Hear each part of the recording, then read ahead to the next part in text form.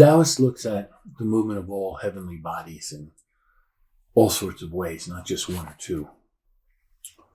But for the full lunar eclipse, which is going to happen in the middle of May, the most basic thing is that you're working with yin energy.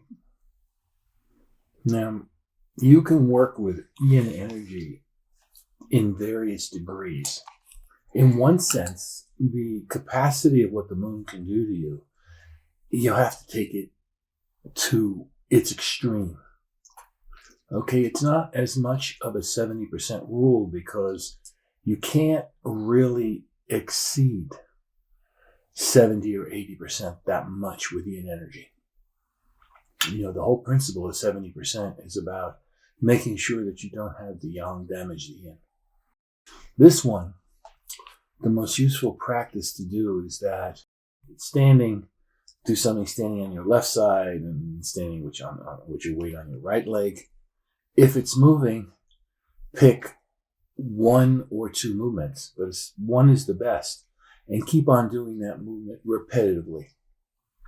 And what you do is that at the end of each movement, just like if it were martial arts, you'd want to do Fajin and throw someone across a room.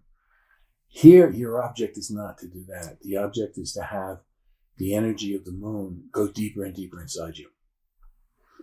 So, for example, the energy of the moon could just be on your skin, or it could be inside your bones. And the object is that the more yin you make it, you want to have the sense of it losing all cohesion.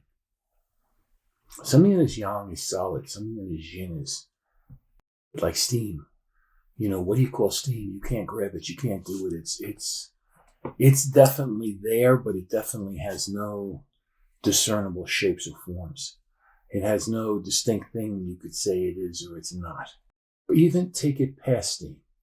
Think of something that's even more dissipated than steam. Now, if you do a movement, let's just take a hand. Make it easy. It could be your leg, your waist, your back, your head. Doesn't matter. And you want to make that hand become softer until it feels that it becomes so soft it loses all solidity. Okay? If you want to move your arm through mud, although mud is liquid, it's going to give you a hell of a lot of resistance. There's no two ways about it. But if you move your hand through steam, you won't get any resistance at all. You won't even go past that.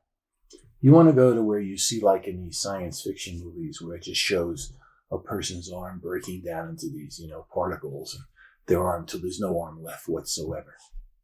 And it's all just gone in space somewhere. This is where you want to go. Now, if you do it standing, you do it standing. If you do it moving, you do it moving. And the big thing about if you're doing it moving is that at different points in your hand moving from back towards your shoulders to moving in front of you, your arm is going to feel more solid. Or if your mind is completely focused on the inside of your arm, that solidity will seem to break up. So it'll be something that's relatively formless. Now, you want to just slow down slightly. If you're feeling anything that had become soft, had become amorphous, was starting to stiffen up or become solid again, just slow yourself down till you reestablish it. And then when you go to a much softer, more amorphous place, let your body keep moving and let your waist be moving your hands.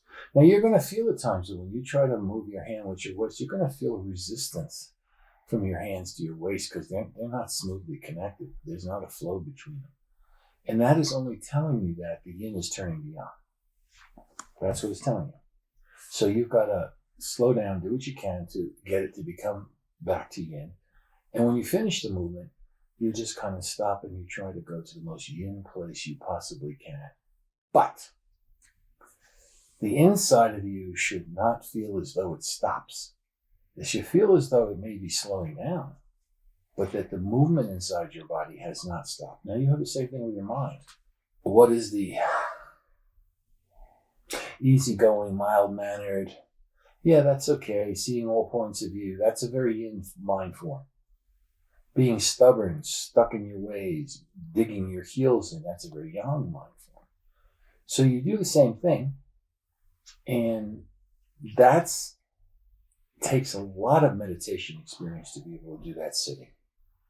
But it's not so hard if you take some movement or two movements, and in your head, you kind of talk through how you want to be doing it. And you notice if you're getting more yin and more yang. And this is strictly inside your mind, inside your consciousness. You may or may not get a direct effect on your body. Depends. It could go either way. When you get very experienced, you will get a very direct effect on your body. But in the beginning, nobody can say. So this is something you can do on the eclipse. And at the end of it, whether you choose to hold a posture, you just want to stand up, or you just want to sit down, start making your breath as soft as you humanly can, and have the sense that from all around you, you're breathing in yin energy. And the way you'll know if you're breathing in is that the inside of your body and your mind will just soften, and they'll become more amorphous. And eventually, if you get far enough, they'll actually become very bright.